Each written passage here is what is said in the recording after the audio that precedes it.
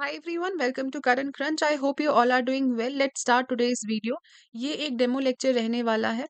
ठीक है, इसमें हम स्टार्ट करेंगे हमारा JKAS का जो प्री कम मेंस बैच है। वो बैच ऑफिशियली 20 जनवरी से स्टार्ट हो रहा है, लेकिन काफ़ी स्टूडेंट्स एक डेमो वीडियो मांग रहे थे एनरोल करने से पहले, तो हेयर इट इज़। तो लेक्चर स्टार्ट करने से पहले थोड़ा बैच के बारे में। ये प्री कम मेंस कोर्स रहेगा, दैट मीन्स इसमें आपका प्रीलिम्स भी कवर करवाया जाएगा, मेंस भी कवर करवाया जाएगा। प्लस इसमें इम्पॉर्टेंट चीज़ क्या है, इसमें स्पेशल आंसर राइटिंग सेशंस होंगे, क्योंकि हमें पता है मेंस जो है वो आपका without answer writing practice qualify करना इम्पॉसिबल है। एंड आपको सारे नोट्स इसमें मिल जाएंगे एज पर दी मेन सिलेबस। मेंस के जो सिलेबस है, उस सिलेबस पे आपको जो भी कीवर्ड मिलेगा, उस हर कीवर्ड पे आपको प्रीमियम क्वालिटी के जो नोट्स हैं वो प्रोवाइड करवाए जाएंगे। आपको करंट अफेयर्स की एक्स्ट्रा क्लासेस मिलेंगी। इसमें मेंस एंड प्रीलिम्स के जो टेस्ट्स हैं दोनों इंक्लूडेड हैं। एंड पर्सनल गाइडेंस आपको हर लेवल पे इसमें प्रोवाइड की जाएगी। अगर आप कोई भी प्रॉब्लम फेस करते हैं आंसर राइटिंग में, ठीक है, या कोई भी अगर इशू रहेगा इस बैच में, तो आपको personal guidance and personal mentorship जो है वो प्रोवाइड हो जाएगी। इस बैच में एनरोल करने के लिए जो लिंक है वो नीचे डिस्क्रिप्शन बॉक्स में दी हुई है, या आप उस वहाँ से एनरोल कर सकते हैं, या आप हमें इस नंबर पे रीच आउट कर सकते हैं। ठीक है, तो स्टार्ट करते हैं आज का बैच हमारा। हम स्टार्ट कर रहे हैं मेंस से। अब देखो, आपको जेकेएस की प्रिपरेशन स्टार्ट कैसे करनी होती है। ऐसा नहीं होगा कि पहले आप प्रीलिम्स स्टार्ट करोगे और उसके बाद मेंस। नहीं, this a very wrong way. ठीक है, तो आपको करना क्या है, आपको स्टार्ट जो है हमेशा मेंस से करना है। आपकी कंसेप्चुअल क्लैरिटी जो है वो मेंस से क्लियर होती रहेगी। साथ साथ फिर आपको प्रीलिम्स में कैसे कहाँ पे चीज़ें जो है ऐड करनी है, कहाँ पे फैक्ट्स जो हैं ज़्यादा मेमोराइज करने हैं, वो आपको इस बैच में सारा टाइमली बताया जाएगा। ठीक है, तो मेंस में हमें पता है हमारे पास जनरल स्टडीज़ के 4 कंपोनेंट्स हैं। उसमें से जीएस 3 का एक कंपोनेंट जो है वो हम हमारा बैच जो है वहाँ से स्टार्ट कर रहे हैं। ठीक है, तो जीएस 3 में क्या-क्या सब्जेक्ट्स आते हैं? Science and technology. केएस का जो सारा पैटर्न है, इसका प्रीलिम्स, मेंस, इंटरव्यू, सारा क्या पैटर्न रहता है वो पहले ही मैंने एक वीडियो बनाया हुआ है। उसकी लिंक जो है अलग से मैं डिस्क्रिप्शन में फिर से दे दूँगी। अगर अभी तक किसी ने वो वीडियो नहीं देखा है तो पहले आप एक बारी वो वीडियो ज़रूर देखना। Science and technology and then is economic development, फिर है आपका बायोडायवर्सिटी,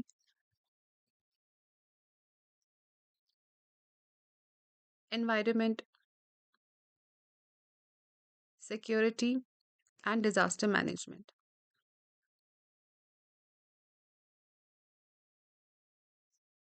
ठीक है, तो इस ये सारे सब्जेक्ट्स हैं जो आपको जीएस 3 में कवर करने हैं।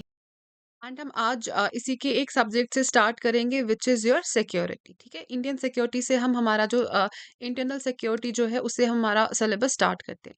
तो पहले एक बारी आप सिलेबस देख लो, वीडियो चाहे पॉज करके एक बारी सारे जो कीवर्ड्स हैं यहाँ पे देखो। देखो, मेंस में आपको क्या करना होता है, हर कीवर्ड जो है आपको उसकी अंडरस्टैंडिंग होनी चाहिए। हर कीवर्ड से रिलेटेड अगर न्यूज़ में आप कोई चीज़ देखो, उसका अपने पास एक नोट बना लेना, वही आपका कंटेंट फॉर्म करेगा आपके आंसर्स का। ठीक है, अब अगर आपको सिलेबस ही नहीं पता होगा तो आप ये कैसे समझ पाओगे न्यूज़ में कौन सी चीज़ आपके रेलिवेंट है और कौन सी चीज़ नहीं। तो इसीलिए जैसे अब हम सिक्योरिटी स्टार्ट कर रहे हैं, तो पहले आप हर कीवर्ड जो है, जैसे linkages between development and spread of extremism आ गया। ठीक है, state and non state actors and challenges to internal security, ये सारी cyber security, money laundering, security challenges and management in border areas, various security forces and their mandate. तो ये सारे जो कीवर्ड्स हैं ये आपको पता होने चाहिए, ताकि जब भी आप न्यूज़पेपर पढ़ेंगे तो you will be able to make out कि कौन सी चीज़ जो है आपके रेलेवेंट है। तो हम इंटरनल सिक्योरिटी से आज हमारा जो लेक्चर है वो स्टार्ट करेंगे। ठीक है। हम्म, तो क्या होती है बेसिकली इंटरनल सिक्योरिटी। आपको अगर हम सीधे सिक्योरिटी में आपको बोलूं कि सिक्योरिटी क्या होता है, तो आप सिक्योरिटी को कैसे डिफाइन कर सकते हो। सिक्योरिटी को how will you define the word security. आप इसको बोल सकते हो, it is the state of feeling safe, the state of. अगर कोई हैंड रिटन नोट्स बनाना चाहता है तो वो साथ साथ बना सकता है, लेकिन आपको इसका पीडीएफ भी प्रोवाइड कराया जाएगा। The state of feeling safe, stable and free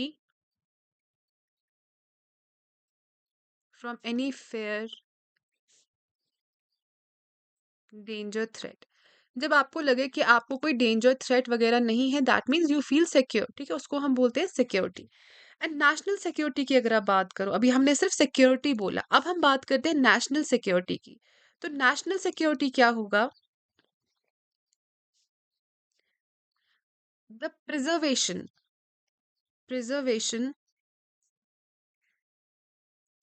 of core values critical to the nation state from external and internal challenges. ठीक है, तो ये आप डिफरेंस समझ पा रहे हो इनके बीच में? ये हमने बोला सिक्योरिटी क्या होता है, ये हमने देखा नेशनल सिक्योरिटी क्या होता है। जब हम नेशनल सिक्योरिटी की बात करते हैं, दैट मीन जो कोर वैल्यूज होंगे किसी एक कंट्री के, उसको प्रिजर्व करना। किससे प्रिजर्व करना? चैलेंजेस से जो कंट्री फेस करती है, ना कि सिर्फ इंटरनल चैलेंजेस लेकिन एक्सटर्नल चैलेंजेस भी। फाइन, अगर मैं आपको एग्जांपल दूं, कोर वैल्यूज प्रिजर्व करना, फॉर एग्जांपल अगर हम इंडिया की बात करें, तो हमारी कंट्री की एक core value, let's suppose secularism, democracy, ये हमारी कंट्री के कोर वैल्यूज हैं। अगर कोई भी ऐसी एक्टिविटी कंट्री में हो रही है जो इस सेक्युलरिज्म और डेमोक्रेसी को थ्रेट पोज करेगी, फाइन, एंड वो पोज कौन करेगा वो थ्रेट? चाहे वो कंट्री के विद इन कोई कॉन्फ्लिक्ट है उस वजह से, या कंट्री के बाहर कोई दूसरी कंट्री हमारे कोर वैल्यूज पे एक थ्रेट पोज कर रही है, तो उसका मतलब होता है हमारी जो नेशनल सिक्योरिटी है वो इन डेंजर डेंजर है। एंड जितनी सारी बॉडीज इसमें इन्वॉल्व होती हैं, सिक्योरिटी बॉडीज जो भी सारी हैं, वो एक्टिवेट हो जाती हैं और हमारी कंट्री की जो कोर वैल्यूज हैं उनको प्रिजर्व करने में हमारी हेल्प करती हैं। एंड हेल्प क्या करती है? वही प्रिजर्व करती हैं। ठीक है, तो ये होता है नेशनल सिक्योरिटी।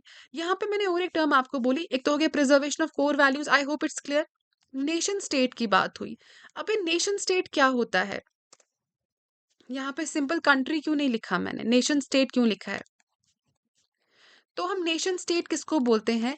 क्या हर कंट्री, क्या हर एरिया जो है, जो आप मैप पे देखते हो, जो आप ज्योग्राफी में पढ़ते हो, क्या हम उसको नेशन स्टेट बोल सकते हैं? नहीं। तो यहाँ पे आप याद रखोगे, किसी भी एक कंट्री को to qualify as a nation state, चार चीजें होना मैंडेटरी है। अब ये वाला जो क्वेश्चन है, ऐसा क्वेश्चन प्रीलिम्स में यूपीएससी में पहले आ चुका है, तो ये छोटे छोटी चीजें जो है, यहाँ से भी आपके प्रीलिम्स में कोई कोई क्वेश्चन कभी आता है, ऑल्दो डायरेक्टली सिक्योरिटी आपके प्रीलिम्स में जो है वो मेंशन नहीं है। तो चार चीजें कौन सी हैं? Government, sovereignty, territory and population. That mean जो एक कंट्री जिसमें सारी चीजें प्रेजेंट होंगी, सिर्फ वही एक नेशन स्टेट कहलाएगा। ठीक है, तो हम गाजा को नेशन स्टेट नहीं बोल सकेंगे क्योंकि उनके अभी सॉवेरेनिटी का इशू चल रहा है, उनके टेरिटरी का इशू चल रहा है। ठीक है, तो गवर्नमेंट यू नो क्या होता है, ये हमें पता है। सॉवेरेनिटी क्या होता है? सॉवेरेनिटी होता है independence. Independence in the sense कि जैसे इंडिया है, ठीक है, हम सॉवेरेन नेशन है। हम सॉवेरेन नेशन है, इसका ये मतलब हुआ कोई एक्सटर्नल कंट्री हम पे फोर्स नहीं कर सकती कोई भी एक पैक्ट साइन करने के लिए, क्योंकि हम उनके अंडर या उनकी कॉलोनी ऐसा कुछ अब नहीं है। हम एक सॉवेरेन नेशन है, तो ये हमारे कंट्री की मर्जी है वो कोई पैक्ट साइन करे या कोई पैक्ट साइन ना करे। ऑल्दो इसमें इकोनॉमिक इम्प्लीकेशंस होती हैं एंड बैक एंड पे काफ़ी चीज़ें होती हैं कि जो फोर्स थोड़ा हो जाती है कंट्री कभी कभार, लेकिन इंडिया जो है ये आउटराइटली रिजेक्ट कर सकता है कोई एक पैक्ट साइन करने के लिए, हम पे फोर्सफुली कोई इम्पोज नहीं कर सकता कोई चीज, क्योंकि हम एक सॉवेरियन नेशन है। ठीक है, ये सारे टर्म्स जो है पॉलिटी में अच्छे से दोबारा से सारे रिपीट हो जाएंगे। फिर territory means geographical territory and population. तो जहाँ पे चार चीजें हैं उसी को हम सिर्फ नेशन स्टेट बोलते हैं। तो क्या है फिर definition? Preservation of core values critical to the nation state from external and internal challenges. अब इंटरनल एंड एक्सटर्नल चैलेंजेस क्या होता है? अगर हम इंडिया की ही अगेन एग्जांपल लें, तो इंडिया इंटरनल चैलेंजेस भी फेस करता है। फॉर एग्जांपल नक्सल से नक्सल इशू, नक्सलबारी सिस्टम।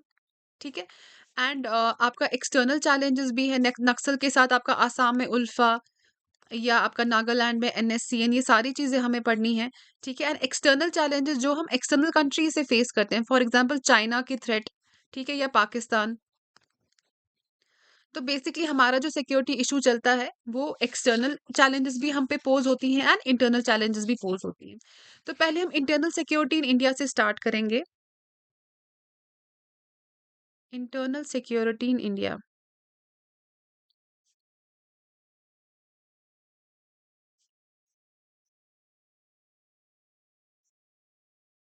सिक्योरिटी की बात से पहले हमें क्या पता होना चाहिए, हमें ये पता होना चाहिए बेसिकली कि हमें थ्रेट किस चीज़ से है। क्योंकि एक बारी हमें ये पता चल जाए थ्रेट हमारा किस चीज़ से है, तो अकॉर्डिंगली हमें वो सिक्योरिटी के वैसे ही इंतज़ाम करने पड़ते हैं। फॉर एग्ज़ाम्पल अगर थ्रेट हमें है मिलिटेंसी जो नॉर्थ ईस्ट में हुई है, तो हमें अकॉर्डिंगली हम स्टेप्स टेक अप करेंगे एंड नॉर्थ ईस्ट में उसी हिसाब की सिक्योरिटी जो है वहाँ डिप्लॉय करेंगे ताकि वहाँ की जो मिलिटेंसी है वो कम हो जाए। तो अब ये हमें कौन बताएगा कि हम थ्रेट किस चीज़ से फेस करते हैं? तो ministry of home affairs, MOH इसको शॉर्ट में लिखते हैं, उन्होंने हमें कहा 4 मेजर थ्रेट्स हैं, 4 मेजर थ्रेट्स जो हमारी कंट्री करंटली फेस कर रही है। वो कौन-कौन से हुए? Cross border terrorism in J&K, cross border terrorism in J&K. Second is your militancy in Northeast, militancy in Northeast. Third one is your left wing extremism in certain states. ये सारी चीज़ें जो हैं हम बाद में और डिटेल में हमें हर टॉपिक जो है पढ़ना है। यहाँ पे सिर्फ इतना कि मिनिस्ट्री ऑफ होम अफेयर्स ने किन-किन चीज़ों को जो है एज़ थ्रेट डिक्लेयर किया हुआ है। Fourth one is terrorism in hinterland, that means आस-पास पेरिफेरी वाले एरियाज़ में टेररिज्म इन हिंटरलैंड। तो ये जो लेफ्ट विंग एक्सट्रीमिज्म है एंड टेररिज्म इन हिंटरलैंड है, इसका कोई एक पर्टिकुलर एरिया नहीं है, not a particular area, not a particular area. ठीक है? लेकिन जो आपका J&K का टेररिज्म है एंड क्रॉस बॉर्डर टेररिज्म है एंड नॉर्थ ईस्ट का है, ये हमें पता है किन्हीं पर्टिकुलर एरियाज़ में ही प्रेज़ेंट है। अब ये जो थ्रेट्स होती हैं, ये थ्रेट्स हमें कहाँ-कहाँ से मिलती हैं?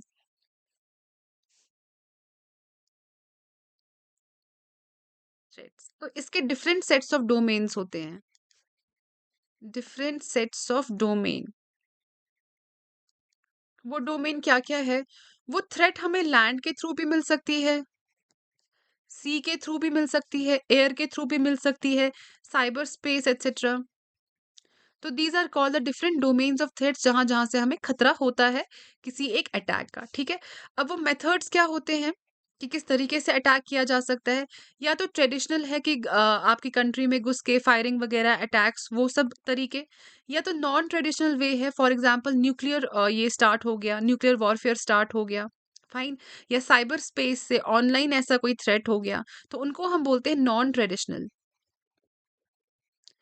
Non traditional. तो उसमें आपका आएगा न्यूक्लियर और साइबर स्पेस, ठीक। अब ग्राउंड्स ऑफ थ्रेट्स क्या होते हैं, मतलब किस वजह से जो ये अटैक्स हैं एंड थ्रेट जो है उसका क्या रीजन होता है? डेवलपमेंट इशू हो सकता है, फॉर एग्जांपल जो हमारा नक्सल इशू है वो मेजरली किससे रिलेटेड है? वो आपके लैंड रिफॉर्म से रिलेटेड है, तो वो एक डेवलपमेंट इशू आप उसको ट्रीट कर सकते हो। या सॉवेर्निटी इशू है, फॉर एग्जांपल इंडिया की कोई स्टेट बोलेगी कि हमें सॉवेर्निटी दे दो, कि हमें आज़ादी दे दो, हमें आपके साथ नहीं रहना है।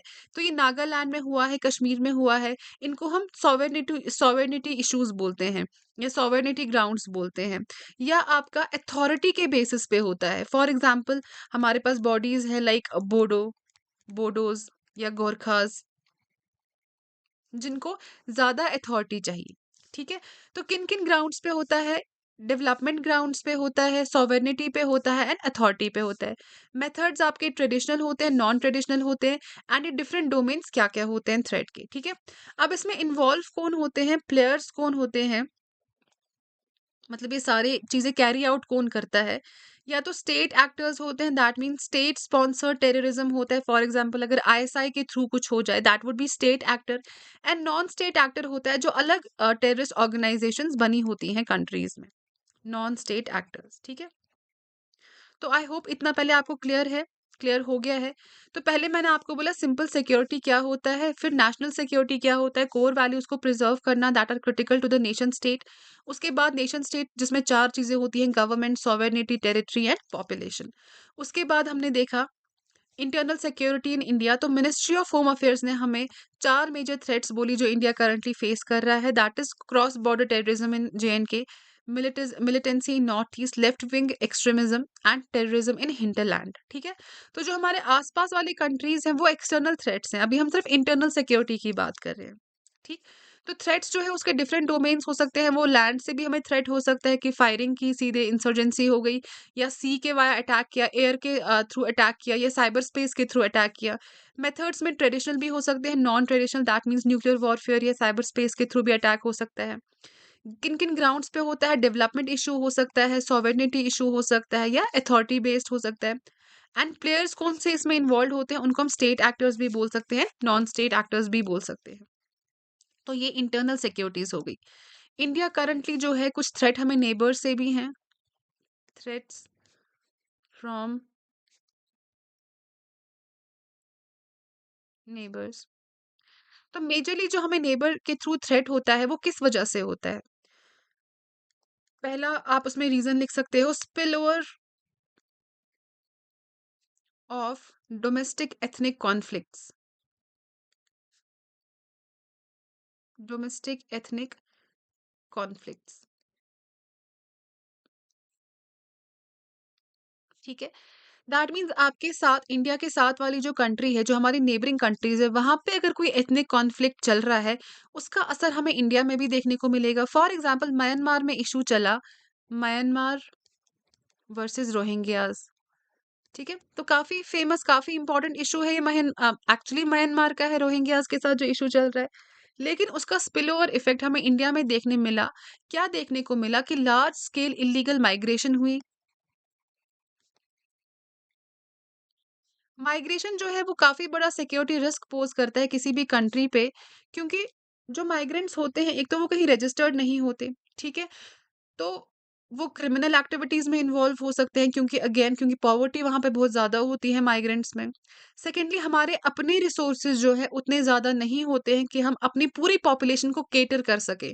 फिर माइग्रेंट्स को हम कैसे जो है रखेंगे एंड उनको कैसे कैटर करेंगे, ठीक है? माइग्रेंट्स का हम कैसे यहाँ पे पालन-पोषण अपनी कंट्री में करेंगे, वो भी एक बहुत बड़ा इश्यू रहता है। या हमारी नेबरिंग कंट्रीज़ जो हैं वो क्या करती हैं, जो ऑर्गेनाइज़ेशंस जो हैं, जो क्रिमिनल टेररिस्ट ऑर्गेनाइज़ेशंस इंडिया के अंदर बनी हुई हैं इन इल्लीगल एक्टिविटीज़ के लिए, उनको सेफ हेवन प्रोवाइड करती हैं। HAVEN, दैट मीन्स उनको वहाँ पे सेफ रखती हैं। वो बॉडीज़ आती हैं इंडिया में जो है मिसचीफ क्रिएट करती हैं, उसके बाद वापस अपनी दूसरी कंट्री में चली जाती हैं जहाँ पे उनको सेफ्टी प्रोवाइड होती है। ऐसी एक बॉडी जो है जिसको हम बोलते हैं ULFA, उल्फा, ठीक है? This is United liberation front of Assam, United front of liberation front of Assam, ठीक है? तो ये क्या करते हैं, ये इंडिया में आते हैं, ट्रबल क्रिएट करते हैं, बाद में चले जाते हैं कंट्रीज़ लाइक बांग्लादेश और नेपाल वगैरह, और वहाँ पे उनको क्या होता है, वहाँ पे इनको सेफ हेवन प्रोवाइड होता है। तो ये हमारे लिए काफ़ी ज़्यादा प्रॉब्लमैटिक ये चीज़ होती है। ठीक? तो ये हो गया थ्रेट जो हमें नेबर से रहती है, स्पिल ओवर इफेक्ट की, लीगल माइग्रेशन की, या ऑर्गेनाइजेशंस को सेफ हेवन प्रोवाइड करना। एंड जो थ्रेट हमें इंडिया के इंटरनल सिक्योरिटी का जो इशू है, that is cross border terrorism, militancy, north east, left wing extremism and terrorism in hinterland. अब मेंस में अगर ऐसा कोई क्वेश्चन आता है जो करंट अफेयर्स रिलेटेड होगा, तो आप ये जो मैंने आपको कंटेंट बोला है, इससे अपने आंसर का एक अच्छा सा इंट्रोडक्शन तैयार कर सकते हो। उसके बाद बॉडी में according to the question current affairs से जो भी नॉलेज आपको मिलेगी एंड जो भी हमने इस चैप्टर में पढ़ा होगा, ठीक है? अब कुछ फैक्टर्स हैं यहाँ पे जो आपको देखने हैं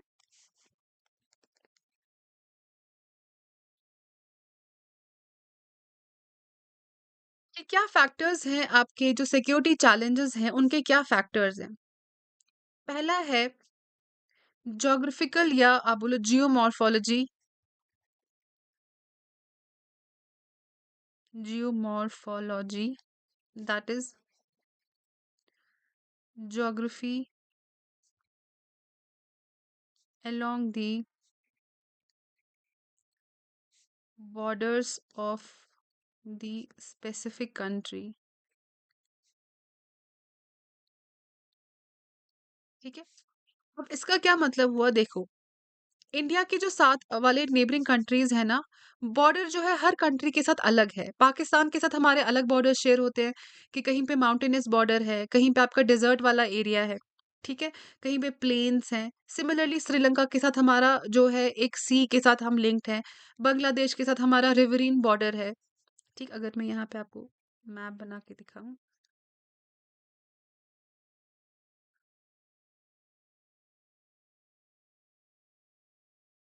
तो ये जो बांग्लादेश वाला एरिया है, इसके साथ हमारा रिवरीन बॉर्डर है मेजरली। नेपाल के साथ हमारे ओपन बॉर्डर्स हैं, ओपन बॉर्डर है, ठीक है। एंड देखो, पाकिस्तान के साथ हमारे डिफरेंट डिफरेंट बॉर्डर्स हैं। सी का बॉर्डर भी आएगा, हमारा माउंटेनियस रीजन भी आता है, ठीक, एंड देन हमारा डेजर्ट एरिया भी आता है, पंजाब के साथ प्लेन वाला एरिया भी आता है। तो डिफरेंट बॉर्डर्स हमारे होते हैं as related to the geography of the area. तो हमारी जो सर्विलेंस है अकॉर्डिंगली उतनी ज्यादा कॉम्प्लिकेट होती जाती है, क्योंकि अगर आपका बॉर्डर सिंपल हो, प्लेन हो, तो हर जगह आप सेम तरीका जो है सिक्योरिटी के लिए यूज कर सकते हो। लेकिन हमारे अलग अलग बॉर्डर्स की वजह से हमें हमेशा इशू रहता है कि हम हमारा जो बॉर्डर है, सिक्योरिटी है, वो किस तरीके से मेंटेन करें। ठीक है, तो ये एक फैक्टर है जो सिक्योरिटी चैलेंजेस, जिस पे हमें सिक्योरिटी चैलेंजेस का ध्यान रखना पड़ता है। सेकेंडली, जो हिस्टोरिकल एवोल्यूशन है बॉर्डर्स का, ये क्या था? Historical evolution and legal status of border. क्या ये जो बॉर्डर्स थे ये आराम से बने थे या इसमें कोई इशू रहा था? दैट मीन्स उन बॉर्डर्स की हिस्ट्री क्या थी? तो हमें पता है बॉर्डर्स की हिस्ट्री क्या थी। पाकिस्तान के साथ इंडिया कैसे अलग हुआ, वो बॉर्डर जो है उसकी अपनी हिस्ट्री है। बांग्लादेश के साथ हमारा बॉर्डर जो पहले ईस्ट पाकिस्तान था, ठीक है, उसके साथ भी हमारा कंप्लीटली पीसफुल नहीं है। कुछ एरियाज इधर उधर जो है वो चले गए थे, जिसको फिर 100 कॉन्स्टिट्यूशनल अमेंडमेंट एक्ट लाया गया था। और हमने अपने जो एरियाज है बांग्लादेश को वापस दे दिए। बांग्लादेश से अपने जो एरियाज हैं वो उन्होंने इंडिया को वापस दे दिए, जिसको हम बोलते हैं एनक्लेव्स। अगेन ये पॉलिटी का पार्ट है, ये हम पॉलिटी में डिटेल में पढ़ेंगे, जो 100 कॉन्स्टिट्यूशनल अमेंडमेंट एक्ट के थ्रू हुआ था। ठीक, देन नेपाल, नेपाल के साथ अगेन हमारा ओपन बॉर्डर है। ठीक, और जो मालदीव्स है, मालदीव्स हमारा काफी जो है that is far from India. Fine. तो ये जो हिस्टोरिकल प्रॉब्लम्स विद बॉर्डर होती है, ये कैसे स्टार्ट हो गई एंड वो क्या अभी भी कंटिन्यू हो रही है कि नहीं, तो ये भी बहुत एक बड़ा फैक्टर है जो हमें कंसिडर करना पड़ता है सिक्योरिटी मैनेजमेंट के लिए। ठीक, third one is cross border socio economic and ethnic transaction. Cross border socio economic ethnic transaction.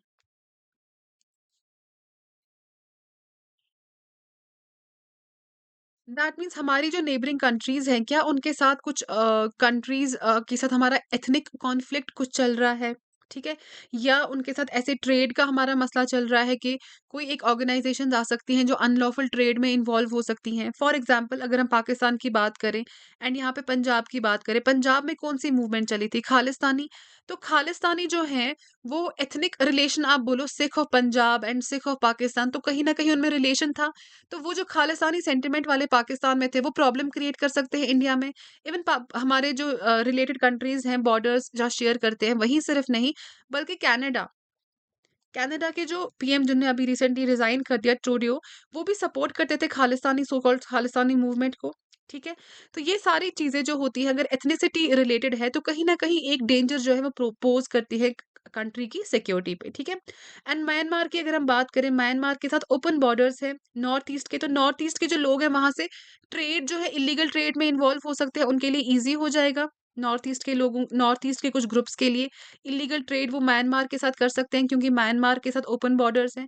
Illegal trade से फायदा ज्यादा होगा, क्योंकि पैसे आएंगे एंड पैसों पे कोई टैक्सेशन नहीं होगा, गवर्नमेंट की नजरों में पैसे नहीं आएंगे। तो अगर सोशो इकोनॉमिक या एथनिक ऐसा कोई रिलेशन होता है हमारी जो कंट्री है उसकी नेबर कंट्रीज के साथ, फाइन, वो हमारे जो है सिक्योरिटी है उसके लिए बहुत बड़ा एक रिस्क पोज करता है। ठीक, एंड लास्ट फैक्टर देखते हैं, economic and political situation of the country. Economic and political situation of the country. अगर इंडिया को सेफ रहना है तो इसके लिए काफ़ी ज़रूरी है जो इसके आसपास वाले नेशंस हैं वो पॉलिटिकल किसी टर्मोइल में ना हो एंड वो जो है इकोनॉमिकली वेल ऑफ हो। अगर वो इकोनॉमिकली वेल ऑफ होंगे तो ऑब्वियसली वो अपनी कंट्री की डेवलपमेंट पे ध्यान देंगे, लेकिन हमारे जो आसपास की कंट्रीज़ हैं अगर वो इकोनॉमिकली वेल ऑफ नहीं होंगे तो कहीं न कहीं वो ऐसी इल्लीगल एक्टिविटीज़ करेंगे जिससे इंडिया पे असर पड़ेगा। तो अगर हम पाकिस्तान की बात करें, पाकिस्तान खुद इकोनॉमिकली वेल ऑफ नहीं है, तो उनकी ऐसी इल्लीगल एक्टिविटीज़ हमेशा इंडिया में रहेंगी, जिससे इंडिया को भी वो पीछे खींच सकें। बांग्लादेश के साथ हमेशा पॉलिटिकल कोई ना कोई टर्मॉइल रहता है एंड ये भी मैटर करता है कि जो बांग्लादेश में पीएम है, क्या वो इंडिया प्रो इंडिया है या वो अगेंस्ट इंडिया है? जैसे बांग्लादेश में पॉलिटिकल रेजिम प्रॉब्लम आई थी, जब वहाँ पे खालिदा ज़िया को पीएम बनाया था, खालिदा ज़िया। ठीक है? तो 2 टेन्योर में थी, एक आई गेस 91 टू 96 और एक 2001 टू 2006 एंड ये जो खालिदा ज़िया थी she had sentiments of being pro Pakistani, तो वो एंटी इंडिया थे ऑब्वियसली, तो वो हमारी कंट्री के लिए अच्छा नहीं था उस टाइम पे। चाइना की communist regime pro Pakistan again, ठीक है? तो it might affect the internal security of India, तो इन सारी चीज़ों का ध्यान जो है वो रखना पड़ता है। Fine. And secondly major important factor क्या रहता है हमारे सिक्योरिटी कंसर्न्स का, हमारे रिस्क फैक्टर्स का, that is trafficking, money laundering, general crimes या वेपनरी आर्म्स वगैरह, उनकी इलीगल स्मगलिंग। ठीक है? Trafficking, arms, general crimes, money laundering. Trafficking में वेपन्स की भी ट्रैफिकिंग हो सकती है, ह्यूमन ट्रैफिकिंग भी हो सकती है। मनी लॉन्ड्रिंग में आप अपना जो पैसा है उसको गवर्नमेंट की नज़र से बचाते हो एंड देन इलीगल एक्टिविटीज़ में वो पैसा जो है वो यूज़ होता है। फाइन, ये सारी चीज़ें जो हैं ये हमारे सिक्योरिटी के लिए एक बहुत बड़ा कंसर्न है। तो एक बारी रिवाइज़ करते हैं हमने क्या पढ़ा। पहले मैंने आपको सिक्योरिटी बताया, फिर नेशनल सिक्योरिटी में preservation of core values and critical to the nation state. फिर हमने देखा नेशन स्टेट की 4 चीज़ें, government, sovereignty, territory and population. उसके बाद हमने देखा internal security ministry of home affairs ने 4 चीज़ें हमें बताई, cross border militancy, north east, left wing extremism and terrorism in hinterland. उसके बाद थ्रेट्स जो है इसके डिफरेंट डोमेन्स हमने देखे, उसके बाद इसके मेथड्स देखे, ग्राउंड्स देखे एंड प्लेयर्स देखे। फिर हमने देखा थ्रेट हमें नेबर से क्या-क्या होता है, स्पिल ओवर इफेक्ट अगर वहाँ पे कोई भी इश्यू है वो चल रहा होगा, इल्लीगल माइग्रेशन का एंड ऑर्गेनाइजेशन जिनको सेफ हेवन मिलता है हमारी नेबरिंग कंट्रीज़ में। डिफरेंट फैक्टर्स हमने देखे जो एक इम्पॉर्टेंट रिस्क पोज़ करते हैं हमारी सिक्योरिटी पे, वो कौन-कौन से फैक्टर्स हैं, कि जो ज्योग्राफी है हमारी कंट्री की ऐसी है कि हर कंट्री जो है साथ वाली, उसके साथ हमारा एक अलग टाइप का बॉर्डर है। तो बॉर्डर अलग है, दैट मीन्स बॉर्डर मैनेजमेंट पे काफ़ी ज़्यादा फ़ोकस करना पड़ता है कि रिवरीन बॉर्डर है, कहीं पे ओपन बॉर्डर्स हैं। कहीं पे आपके डेज़र्ट, कहीं पे प्लेन एरिया है, तो हमारे लिए ज़्यादा कॉम्प्लिकेट हो जाता है बॉर्डर मैनेजमेंट का टास्क। फिर हिस्टोरिकल एवोल्यूशन क्या रहा है बॉर्डर का, कि आराम से विदाउट एनी कॉन्फ्लिक्ट जो है बॉर्डर्स डिवाइड हुए हैं या उसमें कोई इश्यू रहा था। इश्यू रहा ही था क्योंकि पाकिस्तान के साथ हमारा क्या इश्यू था, दैट एवरीबॉडी नोज़। फिर बांग्लादेश के साथ अभी भी हमारा रिसेंटली तक इश्यू चल रहा था, जो फिर 100 कॉन्स्टिट्यूशनल अमेंडमेंट एक्ट से क्या हुआ था, वो एक्सचेंज ऑफ एन्क्लेव्स वाला इश्यू आया था, ये हमें डिटेल में हम पॉलिटी में पढ़ेंगे, ठीक? उसके बाद cross border socio ethnic transactions अगर चल रही होंगी, जैसे मैंने खालिस्तानी मूवमेंट का बोला, एथनिक ट्रांज़ैक्शंस, या इकोनॉमी का बोला, जैसे नॉर्थ ईस्ट जो है वो इलीगल ट्रेड कर सकता है म्यांमार के साथ क्योंकि ओपन बॉर्डर्स हैं, ठीक? उसके बाद हमने देखा economic and political situation of the country कैसी होगी, वो भी एक बहुत बड़ा रिस्क पोज़ करेगा हमारी कंट्री पे। अगर हमारी आस-पास वाली countries economically, politically well off नहीं होंगी, उसका इम्पैक्ट हम इंडिया पे देखेंगे। Then last one was trafficking, general crimes and m money laundering वगैरह, इस पे भी इम्पैक्ट पड़ता है, ठीक? इन सब चीज़ों से भी हमारी सिक्योरिटी पे इम्पैक्ट पड़ता है। Now I want you to write down this important thing, हम किस कंट्री के साथ हमारा कितने किलोमीटर्स का बॉर्डर है, ये आपको लिखना है। ठीक है? तो उसके लिए पहले मैं मैप बनाती हूँ।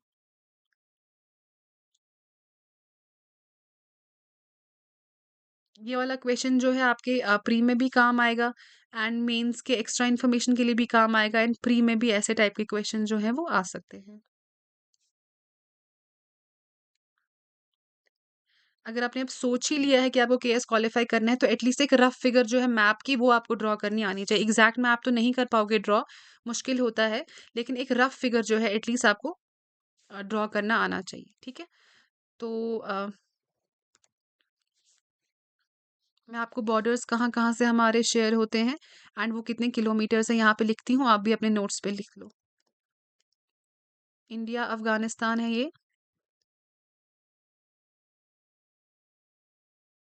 दैट इज़ रफली 160 kilometres. Then this is your India Pakistan, which is approximately 3323 kilometres. यहाँ से आ गया चाइना के साथ, दिस इज़ 3488 किलोमीटर्स, 3488 है ये। यहाँ पे आ गया नेपाल के साथ, दिस इज़ 1751। तो यहाँ पे एक छोटी सी जगह है जिसको बोलते हैं भूटान, यहाँ पे आ गया 699 kilometres. This is your Indo Myanmar, ये है 1643 किलोमीटर्स। ये आ गया आपका Bangladesh, this is 4096.7 kilometres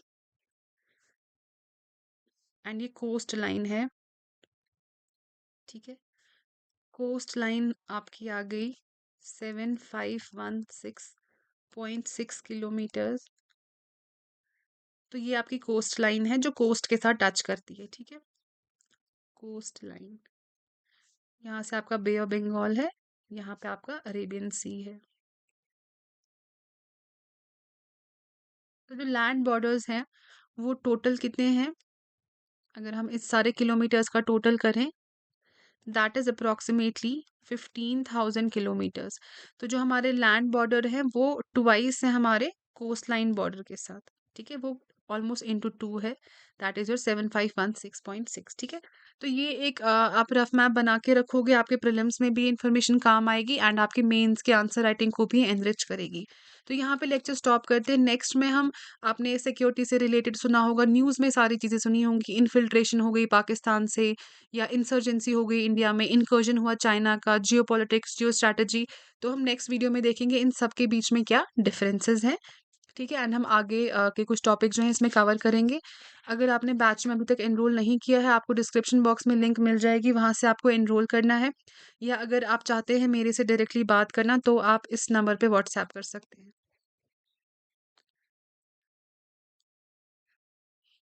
Till the time you get a new video, bye bye, take care, have a great day.